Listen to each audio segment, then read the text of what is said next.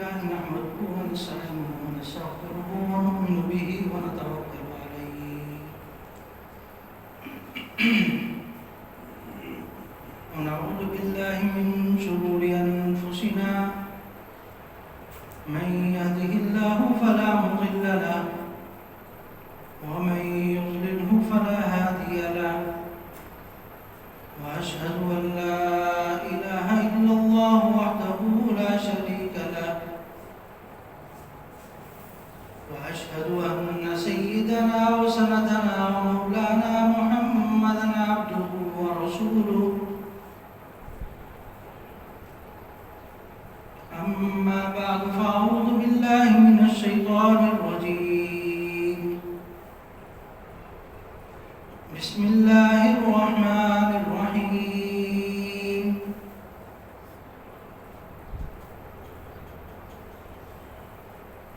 وانكحوا ما طاب لكم من النساء مثنى وثلاث ورباع وقال النبي صلى الله عليه وسلم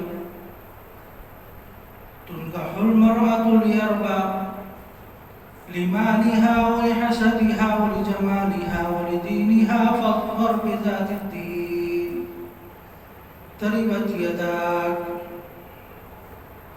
أو كما قال عليه الصلاة والسلام صدق الله العظيم وصدق رسوله النبي الكريم ونحن على ذلك لمن الشاهدين والشاكرين والحمد لله رب العالمين. میرے واجب الاحترام قابل صد احترام دوستوں ساتھیوں بزرگوں،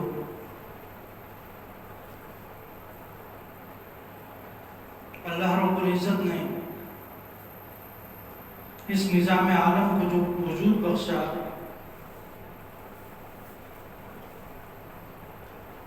تو یہاں پر جس مخلوق کو بھی پیدا کیا اس میں نر اور مادہ کے ذریعے ہی افزائش نسل کا پھر انتظام ہوا۔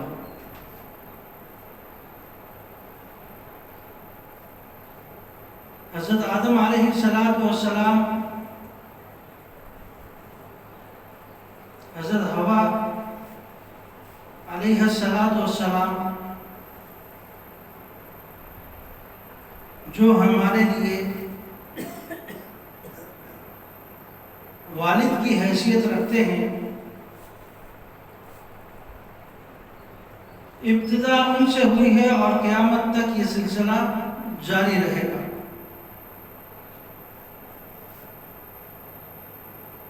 یہاں تک کہ سوالات کم و بیش سوالات انبیاء کرام تشریف لائے اور اس دنیا میں اللہ کے کلمے کو بلند کیا اور لوگوں تک اللہ کی تعلیمات کو، اللہ کے احکامات کو، اللہ کی منشا کو، اللہ کے حکموں کو، جس مقصد کے تحت ہمیں زندگی گزارنی ہے اس مقصد کو واضح کر کے گئے۔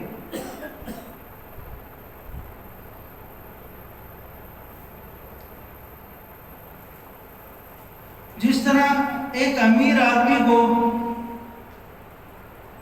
اپنے ماتحت لوگوں پر ایک حاکم کی حیثیت حاصل ہوتی ہے،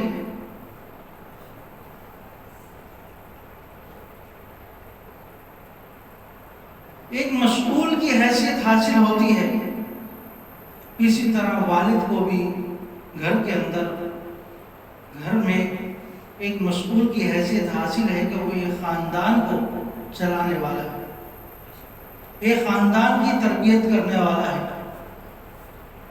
اس کے نام کے ساتھ یہ خاندان منسوب کیا جاتا ہے۔ بیٹے کا نام آتا ہے تو ساتھ میں والد کا نام لگایا جاتا ہے کہ فلاں ابن فلاں، یہ فلاں کا بیٹا ہے.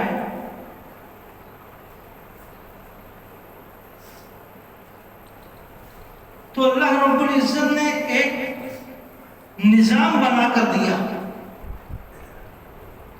میاں بیوی کا.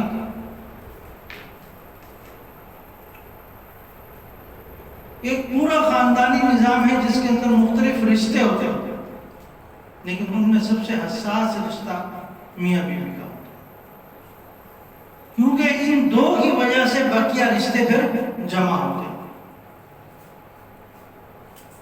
یہاں تک کہ دو اجنبی خاندان ہوتے ہیں لیکن ان کے درمیان میں کوئی شادی کا سلسلہ ہو جائے تو دونوں خاندان مل جاتے ہیں. ابتدا میاں بیوی سے ہوتی ہے.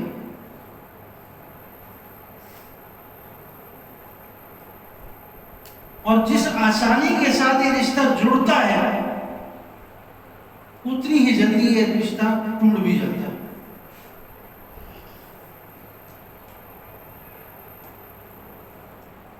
نکاح کرنے تو دو خاندان ایک ہو جاتے ہیں،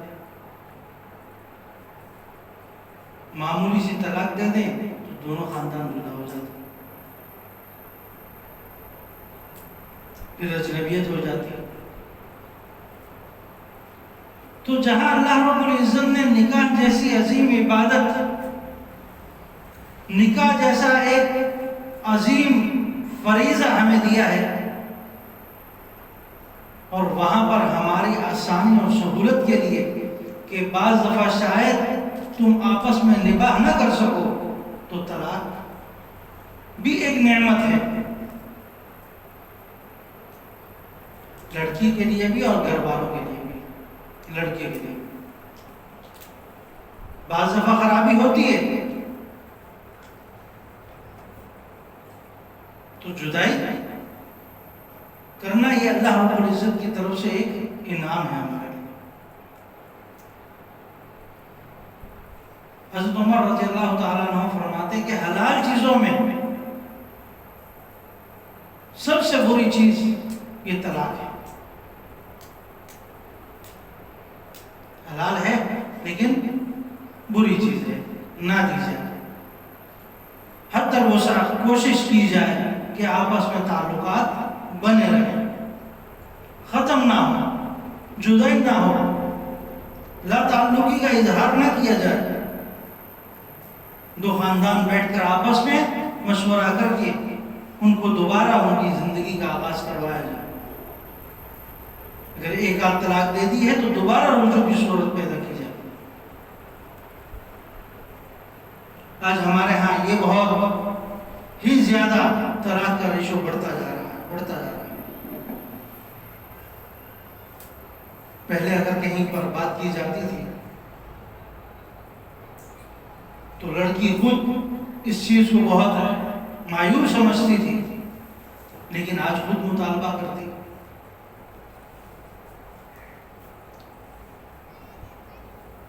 جب تک اس کو مایوس سمجھا جاتا تھا اس وقت تک اس کا تناسب ذرا کم تھا،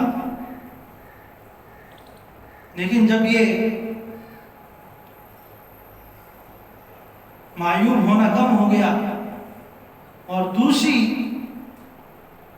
رستے شروع ہو گئے تو ہر لڑکی آج طلاق لے لے. ہزاروں کیسز آپ کے سامنے ہوں گے. طلاق ہو جاتی ہے، گھر پہ بیٹھ جاتی ہے اور پھر بقیہ زندگی تنہائی میں گزارتی ہے. یہ جو ہمارے اندر یہ چیز پیدا ہو رہی ہے، ایک تو ہم خود دین سے دور جاتے جا رہے ہیں.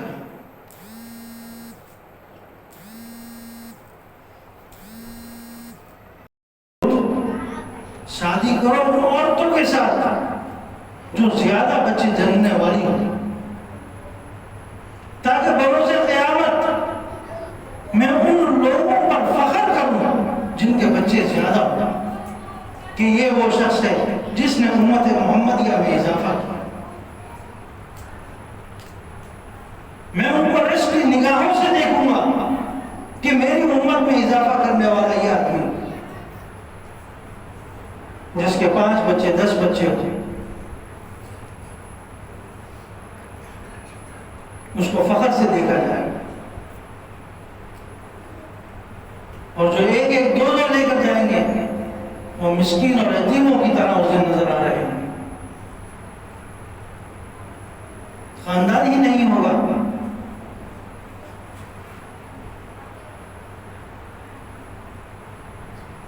تو ہمیں ضرورت ہے اپنے خاندان کے اعتبار سے، عرب کے ہاں پہلے جن کے ہاں بچے زیادہ ہوتے تھے وہ پورے علاقے میں، پورے محلے کے اندر ایک مشہور شخصیت سے جانا چاہتے ہیں کہ اس کا خاندان بڑا ہے، اس کا اثر رسوخ زیادہ ہے۔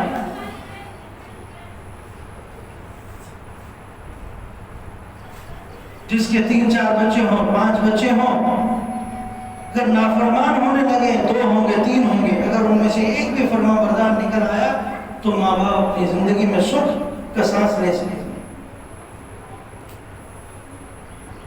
اگر ایک دو نکالے اور دونوں کے دونوں نافرمان، پھر یہ ساری عمر دکھ برداشت کرتے ہو۔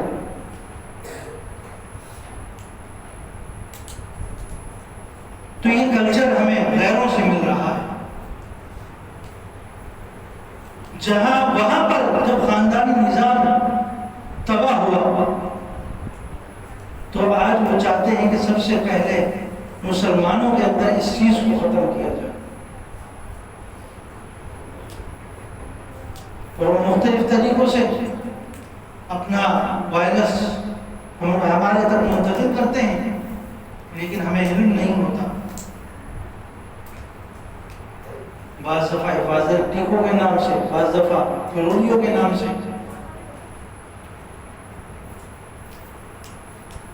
اگر ایک غریب کے مرنے کا ان کو اتنا افسوس ہے تو ہزاروں بھوک سے مر رہے، ہزاروں خودکشیاں کرنے والے، اگر یہ پیسہ ان پر لگایا جائے تو شاید ان کے لیے ایک اچھا انتظام ہو سکے، لیکن زبردستی مفت میں لگائے جاتے ہیں۔ کیوں؟ باہر سے فنڈنگ آتی ہے۔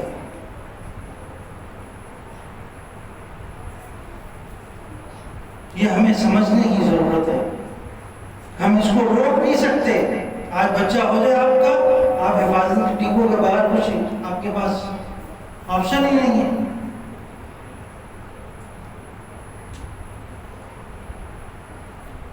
اگر کہیں رہ گئے تو آپ کو لگوانے پڑیں گے لازمی،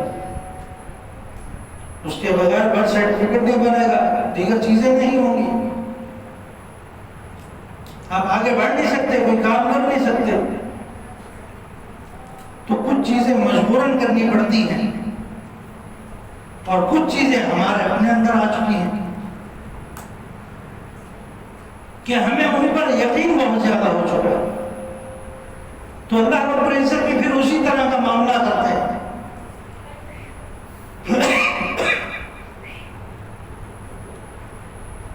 تو میرے عزیزوں، یہ جو ہمارا خاندانی نظام آج ختم ہوتا جا رہا ہے،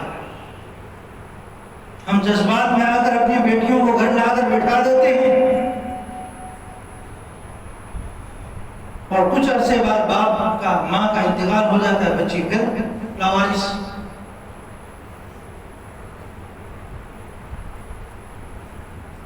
بھائی بہنیں اتنے ہوتے نہیں ہیں کہ وہ سنبھال سکیں، تو اپنے بچوں کو تعلیمات دلواؤ، اسلامی تعلیمات، تاکہ انہیں پتا ہو کہ یہ خاندان کے اندر کیا ہے۔ آج یہی جوان لڑکی بسوں میں، جہاز میں غیروں کے سامنے ہنس ہنس کر بات کرے گی اور چیزیں پیش کرے گی، لیکن اسی کو کہا جائے کہ ساس سسر کی خدمت کر لو تو وہاں کہتی ہے کہ یہ میرا کام نہیں۔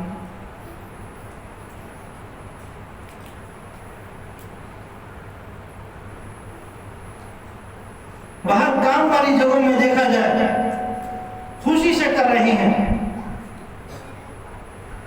لیکن جہاں اللہ کی رضا ہے، اللہ کی خوشنودی ہے، شوہر کی خوشنودی ہے دعا کرنے کے لیے تیار نہیں ہوتی. تو یہ اسلامی تعلیمات سے دوری کی وجہ سے کہ ہم نے اسے شوہر کا مقام بتایا ہی نہیں. یہ تمہارا مجازی خدا ہے. نبی اکرم صلی اللہ علیہ وسلم نے فرمایا اگر سجدہ کرنا جائز ہوتا، غیر اللہ کو سجدہ کرنا جائز ہوتا، تو ایک عورت اپنے شوہر کو سجدہ کرتی. اتنا بڑا حق. لیکن یہ سمجھانے والا کون ہے؟ آج اس کی ضرورت ہے. ہم سمجھاتے نہیں اور بعد میں پھر افسوس کرتے. غیروں کے ڈرامے دیکھ دیکھ کر وہ چیزیں ان کے اندر آتی جا رہی ہیں اور پھر دوسرے گھر جا کر بھی پھر وہی کام کرتی ہے جو ڈراموں میں دیکھا ہوتا ہے. عشق اور معشوقی کے ڈرامے دیکھ دیکھ کر وہی چیز اندر گھوم رہی ہوتی ہے. تو میرے عزیزوں، سب سے پہلے اپنے بچوں کی اسلامی تعلیمات کی پرورش، اسلامی تعلیمات کا عمل کریں. آج یہ بھی افسوس ہے کہ جو بچہ سب سے زیادہ نم اور کمزور ہوتا ہے پھر سوچا جاتا ہے کہ اس کو مدرسے میں بھیجا جائے. اسکول میں تو پڑھ لیا کہ شاید مدرسے میں کچھ چل جائے، اور جب کہا جاتا ہے کہ فلاں بچے کو اپنے کو بھیجو تو کہتے ہیں وہ تو اسکول میں صحیح پڑھ رہا ہے. پھر وہ غیروں کی تعلیمات حاصل کر کے پھر وہ غیر ہی بنتا جاتا ہے. پھر وہ نہیں جانتا کہ ماں باپ کے حقوق کیا ہے، بہنوں بھائیوں کے حقوق کیا ہے، شوہر کے حقوق کیا ہے، بیوی کے حقوق کیا ہے. قرآن پاک کے اندر ان کے حقوق کیا بتائے گئے؟ نبی اکرم صلی اللہ علیہ وسلم کے احادیث مجھ سے کیا مطالبہ کرتی ہے ان کے بارے میں؟ میں ان کا مسئول ہوں تو میرے اوپر کیا ذمہ داریاں ہیں؟ آج ان ذمہ داریوں کو میں پورا بھی کر رہا ہوں یا نہیں؟ یہ تب اس کو پتا چلے گا جب اس کے پاس یہ تعلیمات ہوں گی. جس نے کبھی یہ سنا ہی نہیں وہ پھر اپنی عورت کو بھی پاؤں کی چپل کی طرح سمجھے گا. بعض لوگ کہتے ہیں عورت کیا ہے، ایک پاؤں کی چپل ہے، جس وقت چاہو وہ بدل لو.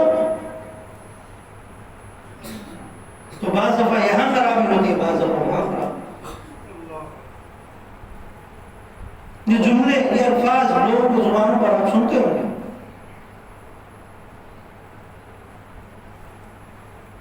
یہ ہمیں غیروں سے ملا ہے کہ عورت کو استعمال کرو ایک ٹیشو پیپر کی طرح اٹھا کے پہن دو، نہیں لے رہا دوسری لے. اور وہی ہوتا جا رہا ہے آج. آگے سے آگے یہ نظام اگر ہم نے اس پر اپنی توجہ نہ دی تو پھر یہی ہوگا کہ کل ہماری بیٹی بھی ہمارے سامنے آنکھیں پھیر چکی ہوگی.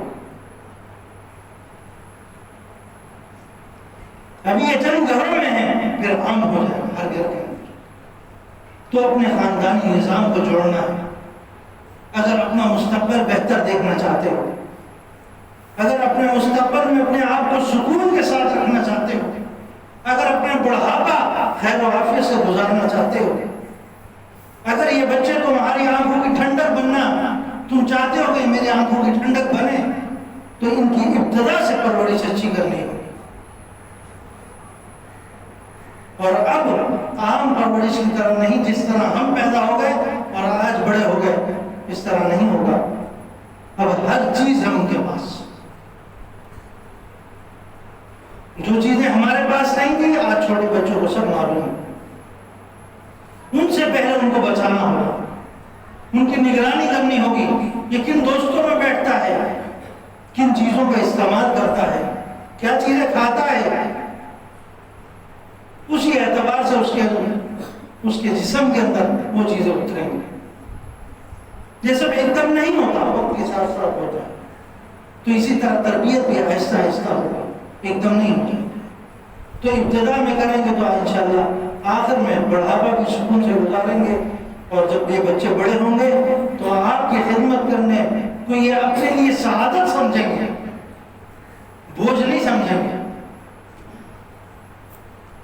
تو اپنے بچوں کے لیے اگر سمجھتے ہو کہ ان کے لیے سعادت ہو تو ابھی سے ان کی پرورش کی ذمہ داری کرو، ایسی جگہ پرورش کرو کہ ان کو پتا ہو کہ آپ کے حقوق کیا ہے۔